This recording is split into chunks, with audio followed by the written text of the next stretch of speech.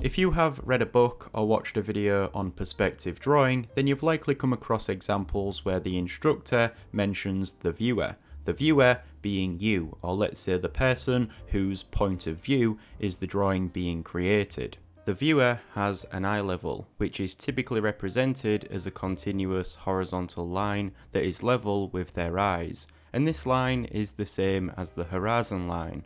This is essentially a mode of thinking which often makes the most sense when it comes to introducing the concept of perspective to a beginner. However, in this video, I'd like to discuss an alternative mode of thinking which, over the years that I've been studying the subject, I've found to not necessarily make more sense, but to relate better to the ways in which 3D modelling programs might be used today. I refer to it as a mode of thinking because it essentially involves swapping out some of the terms we use when drawing in perspective, like the viewer for the camera. And why do this? Well, when you're planning out a drawing, see yourself as a director. Think about where you want to position your cameras, your objects, and how you want to even light the scene. Even think about what lenses you might want to use to capture it all. Visualize the scene in your head and understand what it is you are trying to achieve. As you go through this process, these decisions and what's involved dictate how we'll set up the same scene in a drawing. For example, let's forget about the viewer and instead imagine we are directing a camera. I'll keep him here for now though, so that I can explain the relationship between these terms. So just as the viewer has an eye level, the camera has a camera level. The viewer also has what we refer to as a line of sight, which changes as they rotate their head to look in different directions. The camera can obviously do the same. I'll refer to this as the camera direction. Now, we'll come back to that in a moment because I think now is a good opportunity to talk about three-dimensional space and how a camera can move within that space, along with the effect these movements have on a drawing. Again, a good example of this is to refer to 3D modelling programs. When we use these, we are operating a camera within a virtual three-dimensional space, and what we do here can translate across to a drawing we create in perspective. Creating the illusion of a three-dimensional space on a two-dimensional surface, your paper, is the purpose of perspective. Now, why do we call three-dimensional space three-dimensional space? Well, this is because locating or defining a point in space always requires three numbers. Coordinates, which are distances from a point to three mutually perpendicular lines. Lines which are referred to as axes, x, y, and z. It also helps to understand this when it comes to drawing in perspective. It's one of the first things Scott Robertson mentions in his How to Draw book. When drawing a box, each axis points towards a vanishing point and each plane of that box is perpendicular to its axis. He says to stay in control of your drawing by always knowing on which plane you are sketching.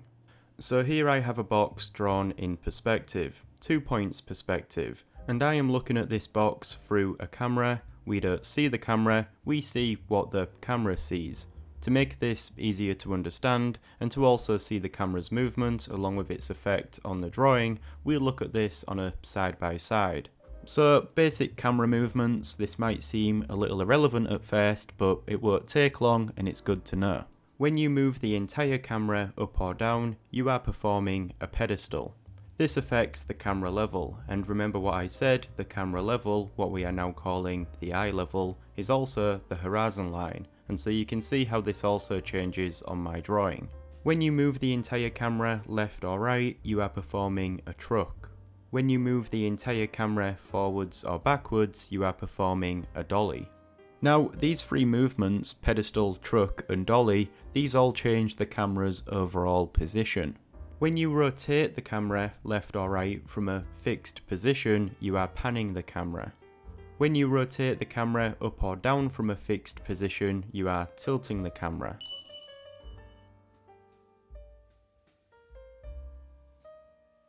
These two movements, panning and tilting, these change the camera's direction, which, as I said earlier, can also be described as the viewer's line of sight, a common term when drawing in perspective.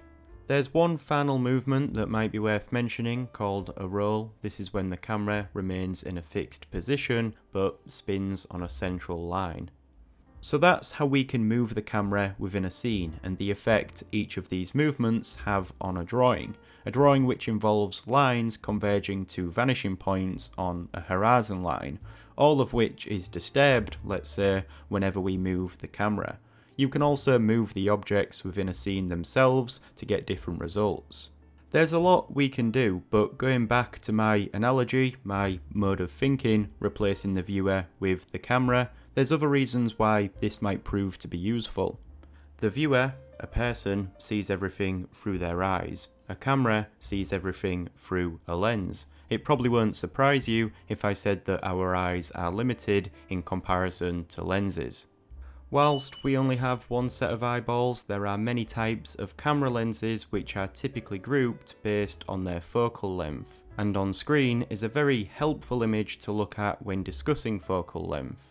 As the focal length changes, our angle of view also changes, as well as the amount of magnification. If the focal length value decreases, the lens becomes a wide-angle lens, and as it increases, it becomes a telephoto lens.